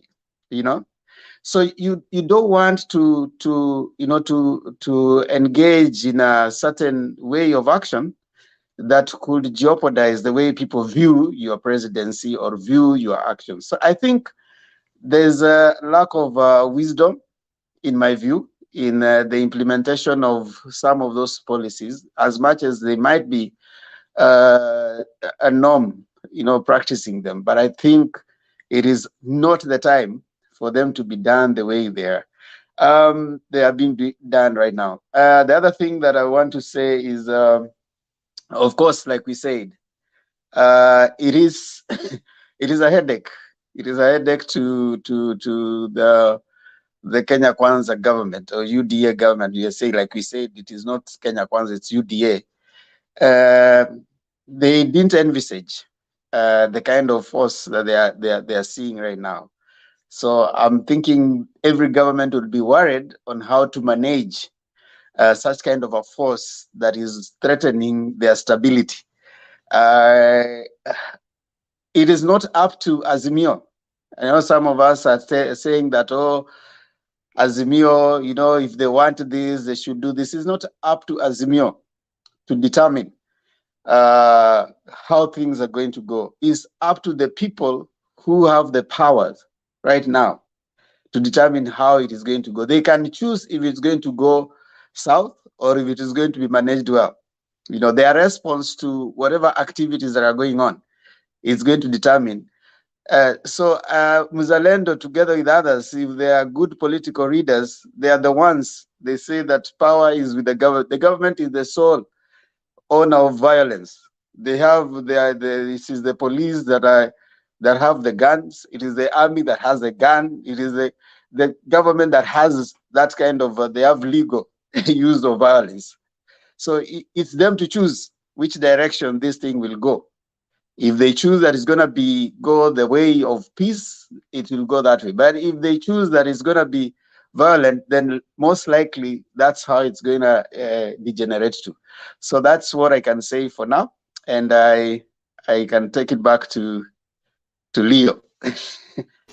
Thank you, Temba, for being precise and brief, and the message is home. It's true the government has got the monopoly of violence. In fact, they're having the legal violence. With us, we can only have some violence that they'll always describe as illegal. So if any meeting turns to be violent, it is normally common sense that it is the government that made it be violent. We've had 2 successful meetings and not even a single person had his toe being stepped on. So that one tells you the government chose to have it peaceful. But if things change and it becomes violent, non-peaceful, then we have the government to blame. So it is upon them to choose how they want it to be. And the message is clear. On Sunday, we are in Kibera, and from there, we'll announce the next direction. So anybody who is interested can attend or can follow. They should not expect us to tell them what we are planning to do. We've given them the agenda on Sunday. The main agenda will be discussing the economy. So it is about the people of Kenya and the economy. So all other stories that they want to drag us into discussing, they want us to stop discussing our meetings and the economy of Kenya and start discussing the Kenyatta family. We are not going to buy that idea, and we are not going to divert our attention. We are focused to ensure that we reclaim this country. A non-script.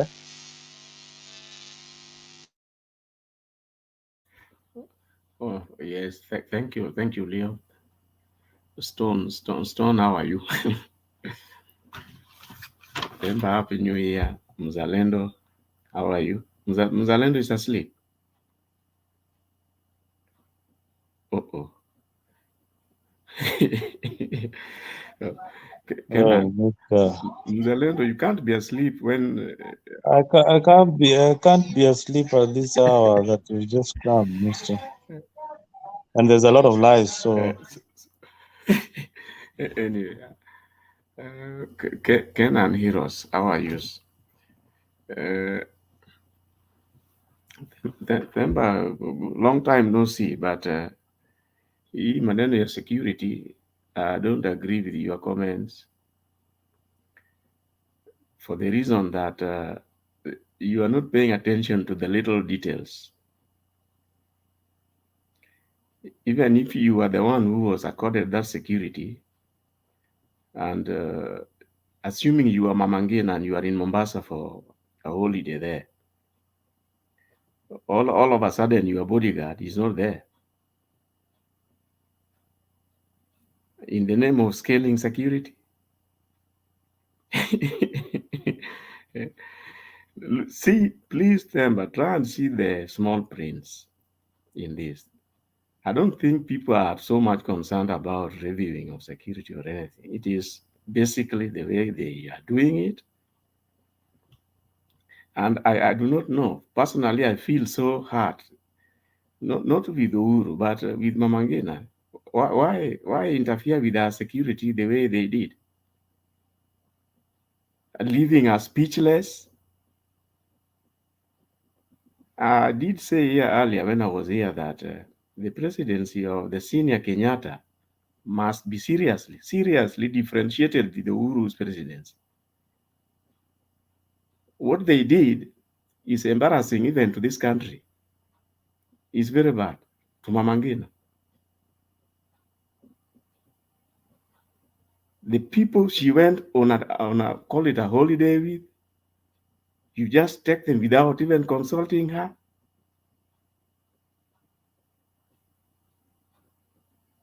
Eh? That is not fair. Now, just to make my comments regarding President Ruto's regime, why all this revenge mission?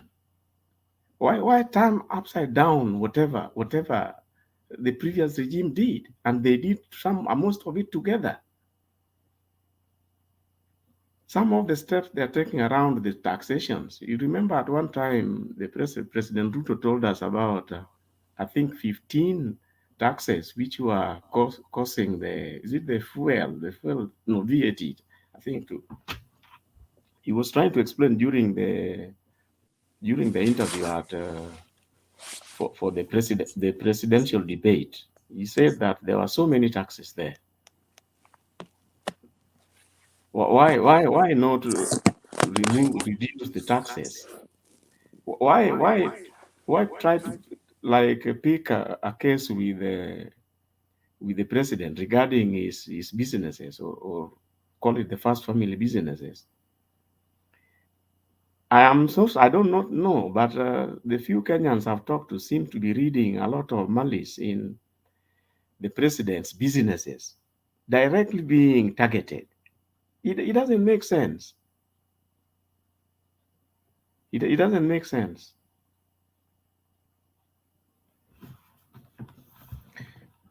Basically, all the issues which President Uhuru did, some of them look so harmless, but why they are being overturned, you don't understand.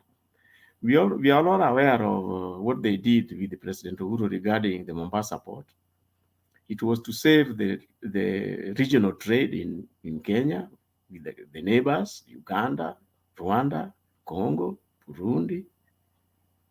Now, when he went around and tried to reverse it, I'm wondering what the gains are. Does it mean now all those clearing and the freight, what is taking place around Mombasa, are going to withdraw? Because I remember, especially Congo, DRC Congo, was supposed to withdraw from clearing their goods through Mombasa.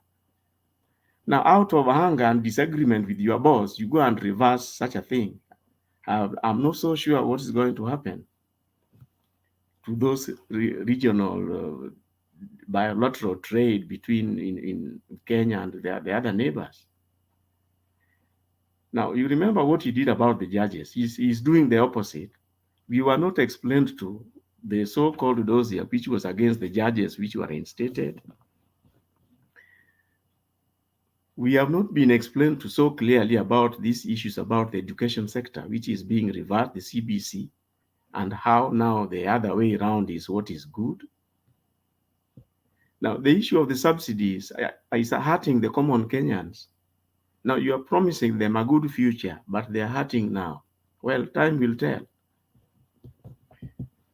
The issues, again, you remember another revenge issue is about the GMOs. You see, it is quite clear that the GMO removal, the ban removal, was just to reverse what took place in the previous government. Now, come here now again with the issues of taxation. Why all the reverse gears on everything? Some of them, it takes you time to see the benefits which are being targeted by the current regime. You will have to search and look for them. You may not see them. We all know that this issue about privatization, as much as it is being said that that is what the IMF wants, I know for the little that research that I've done that the IMF and the World Bank, with the privatization reforms and intervention, is one of the approach to issues in almost the entire Africa. But as I said here earlier, some of our issues which are being brought by the IMF, the small prints are not there. You see, most of the private enterprises in Kenya are doing badly because of things like illegal imports, which is crippling the domestic industries. Now, the fact that, let's say, for example, I gave the example of Mumias. Mumias was doing badly because of illegal imports on sugar. The same with Sony down there. Now, to an extent whereby these people will go and use their backdoor to get the certificates to import sugar in the name of the local industry. Sony is a good example. They imported sugar and bagged and packed it in Sony sugar bags. So you think you're using sugar from Sony sugar. No. It's the people who have the know-who's in the government. They use those certificates to import sugar. The same happened with Mumias. You find sugar packed in Mumias bags. Now, Mumias itself is collapsing. And even during those days when it was a government enterprise, right now it had been sold, part of it, as much as the government still remains the biggest shareholder in Mumias. The truth of the matter is that the people who are in charge there, mismanagement and looting. They import sugar from Brazil, they pack it in Mumia bags, and then what happens? The company is doing very badly. Now, IMF comes around and says that all poorly performing government enterprises, they want them to be privatized. The same looters now position themselves to be the new owners. In a company, they know without these illegal dealings, we'll be doing very well. So they want to turn around through proxies, they want to be the owners. Now, I'm so sorry to hear here that the privatization, there is a privatization committee which has been created or body, and now the privatization debate will not be going through parliament. They will not be requiring a parliamentary approval. What does that mean? It means the people who think they know better are positioning themselves to become the new owners. Now, you are all aware of that as Safaricom. Safaricom, you may think on paper it is a private company, but Safaricom is literally a government enterprise in the sense that the government owns the biggest chunk. People like us also own Safaricom, but my 300 shares, you can't compare with the 35 or so, is it 39% that the government owns. The main shareholders in Safaricom are Vodafone, is it the other one called Mobitela, and then the government. Now, you are all aware that of late there have been a lot of efforts to get a hold of shares in Safaricom. Why? Because it is performing so well, and some Johnny come in lately are busy trying to have a big chunk of Safaricom. What do? They go and maneuver the so-called stock exchange. I don't know whether most of you are aware that the Kenyan stock exchange, when you see it doing well, is because of institutional investors, foreign institutional investors. There have been a lot of them coming into the Kenyan market. And what are they doing? They are trying to get a good piece of the blue chip Safaricom share. Now you realize how they maneuvered the stock exchange there last week and managed to buy 50 million. How can you have 50 million shares of Safaricom bought by somebody who cannot declare themselves? Of course, rumors are that there are people who are linked to the current regime.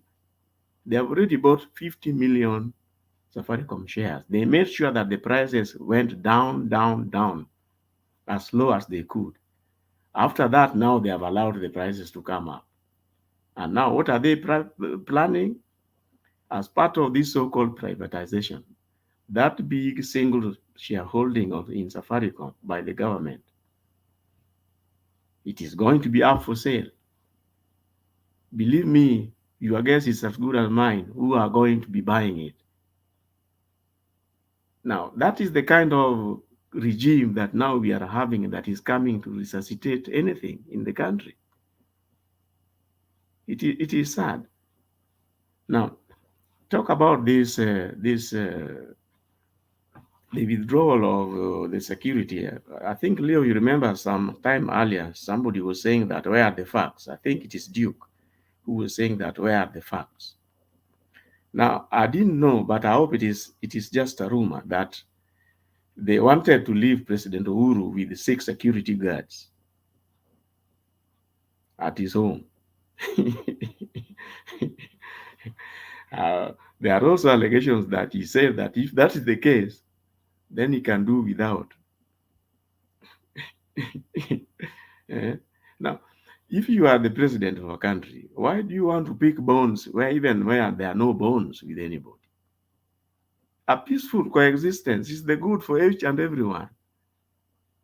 Unnecessary revenge will not take anybody anywhere. Stand by, even if it is the standard across the world to review these things. Read the small prints.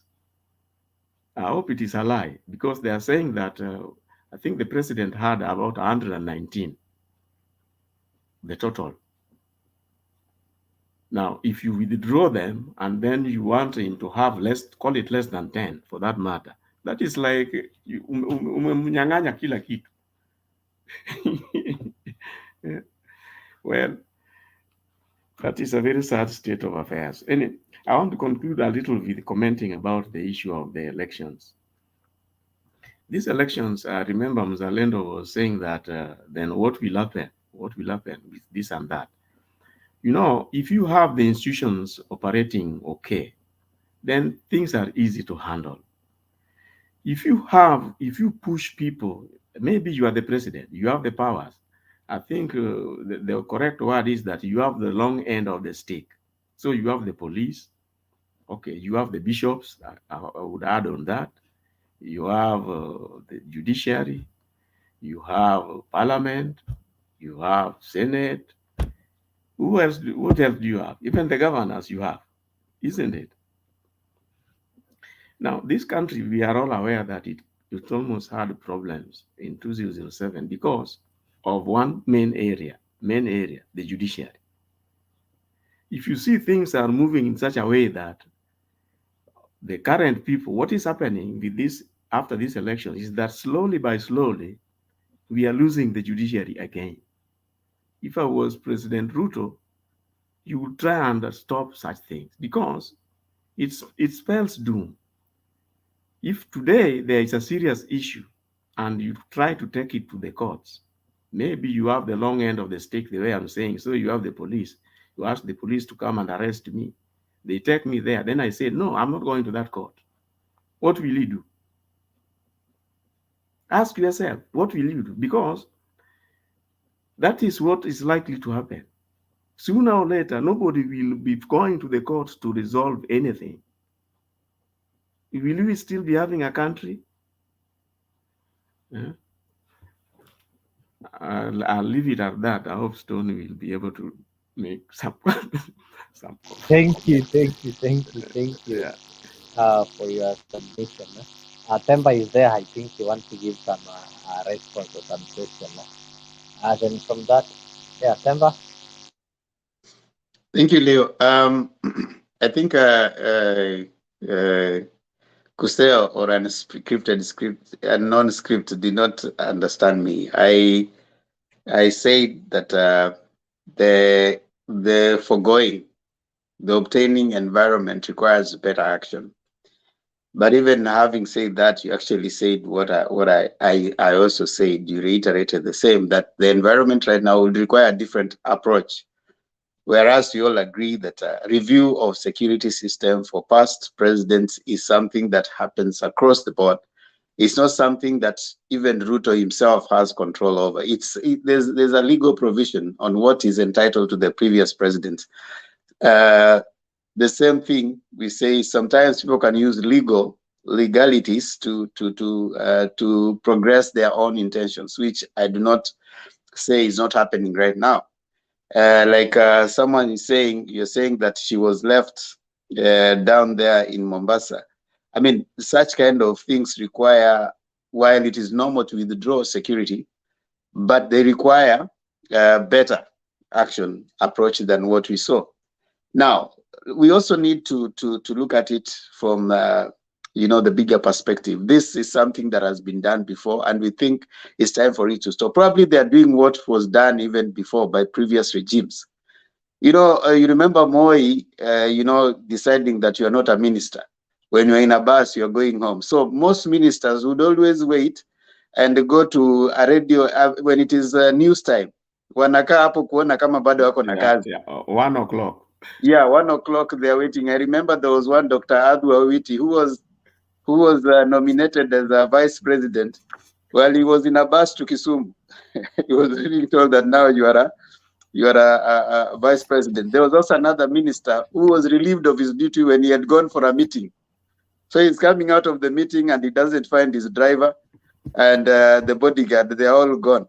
You see, these are things that have happened before, and it's time that now we have a debate around them. Now, another thing, a non-script, the Privatization Act, it was passed in 2013.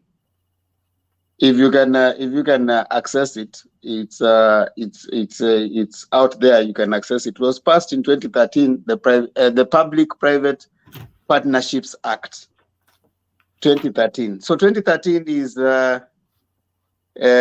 9 years before today. So this thing has been there, and there were like establishment of the Public-Private Partnership Committee. And it's indicated, if you go online, you look for Public-Private Partnerships Act for Kenya, you can access it and you see what they are supposed to do. So what these people are doing, it could be a legal thing, but now they are using it to expand their own interest.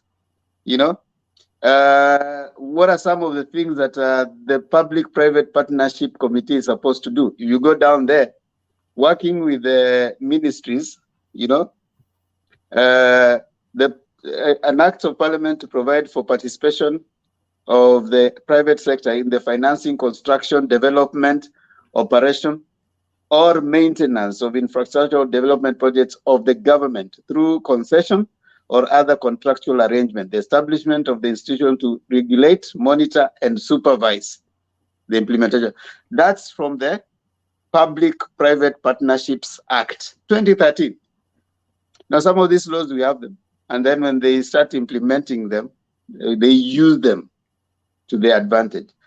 I agree with you that definitely when these things are brought out now, the people who have the money are going to now, run for them. And probably, like we said yesterday, some of government institutions have been run down, and they are a loss to the public exchequer. So will they rather be put out for, get into a public-private partnership? Yes. But how do they do that? So that is what we can't control right now, because this government has shown that it has an appetite for stealing any small thing that they put their hands on. That was even before they got to power. So you can imagine now that they have the power. Their action in the previous few days has shown that they have no idea, and they're not even willing to act on something that is illegal, because those people whom they have appointed to cabinet positions have been accused of all manner of things, but they have twisted the courts to let those people off. So how do you expect, like they say, how do you expect fisi kwenda kuchunga mbuzi? That's exactly what you are doing. The same people who are accused of stealing billions of shillings, Gachagua, who did business with county government and stole billions of shillings, is now the one chairing IBEC. And you're expecting these people to come and do good. I think it's more of the people that are being entrusted with that duty. Temba, Yes. run down by design. Those enterprises run down by design with the aim of owning them cheaply. Exactly, a non-script. So it might be. I mean, they might be doing things that are legal, but as they say, even Hitler's argument for whatever cause he was pursuing, he could find a clause in law that he was relying on. And Russia, when it invaded Ukraine the other day, Putin was relying on a certain legal provision. So sometimes you can do serious atrocities while relying on some legal provisions. That's why I was saying that they have the long end of the stick. Yeah, those things should be called out. I can see Mzalendo raising up his hands before I bring Bro Benson. Temba, thank you very much. You know, the truth is like the sun. You can't hide it for so long. You have said a lot of truth in a different way as an Azimio supporter. You've told them privatization is something that is within the law, and maybe the timing is bad, but it's something good. You've also told them that withdrawing of the security is a norm that I had told them earlier, but they really castigated me here. It is something that has been happening in governments before. Maybe the timing is right. It is not wrong. The timing is right because they wanted you to talk about it, and that is the timing. So the timing is very, very right according to the person who advises the government. Another issue that I didn't want to pass, because this is something that was mentioned by the lady who was really on my case. You know, when we come on this channel, I always say, I'm here to correct the lies. The issue of the elderly money, the money for the elders, the elderly people. Ati Ruto alikula pesa ya wazee. It has been said here for I don't know how many months, 6 months. Pesa ilikulwa na Ruto, sijui pesa sijui imefanya nini, na ni uongo mtupu. I want to say here that the money for the wazee has been released, backdated, and each mzee is going to get 8,000 Kenyan shillings. That is something that the government has already done. So mtu asikuje hapa tena na uongo ya kwamba serikali ya Ruto imekula pesa ya wazee. Just like the subsidies and education. You were corrected by somebody who was in education the other day that hizo pesa and is here, I think Ben is here. Hizo pesa wanazipokea na hakuna pesa ilitolewa.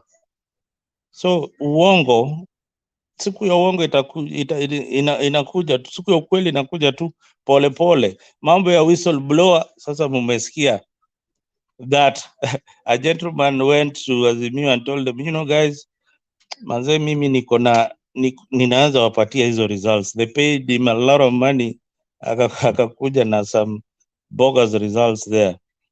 Ukweli itakuja kupatikana, hata mkae namna gani, itakuja tu, hata kama itachukua mwaka moja, siku mbili, siku tatu, the truth will always come out. Thank you.